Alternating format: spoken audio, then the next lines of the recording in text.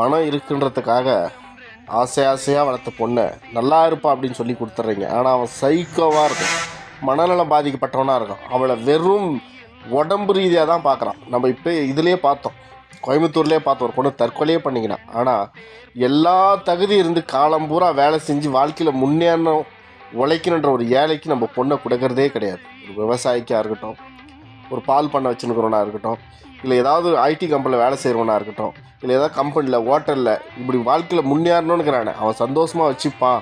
நம்மக்கிட்ட இருக்கிற பணத்தை பாதி கொடுத்து அவனை வாழ வைப்பு நம்ம நினைக்கிறதே கிடையாது. ஆசை தாங்க மனுஷனுக்கு அவ்வளோ அவதியும். ஒரு சைக்கோ கிட்ட கொடுத்துட்டு வாழ்க்கையை தொலைச்சிட்டு கவலைப்படுறத விட ஒரு நல்ல மனுஷனுக்கு கொடுக்கலாம்.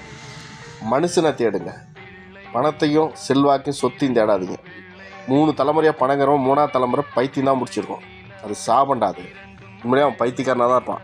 ஏன்னா ஏழைங்களோடும் எளியவர்களோடும் ரொம்ப வறுமையில் இருக்கிறவங்களும் கஷ்டத்தில் இருக்கிறவங்களும் பழகிருக்கவே மாட்டான். அவனுக்கு மனுஷங்களை பார்த்தாவே வெறும் உடம்பாகவும் காசு கொடுத்தா வர வேசிங்களாகவும் திருடர்களாகவும் பொய் சொல்கிறவங்க மனுஷங்கன்ற மாதிரி தான் அவன் மனசில் கற்பிக்கப்பட்டிருக்கும். இனிமையாவது திருந்துவோம். பொண்ணை பற்ற ஒருத்தரும்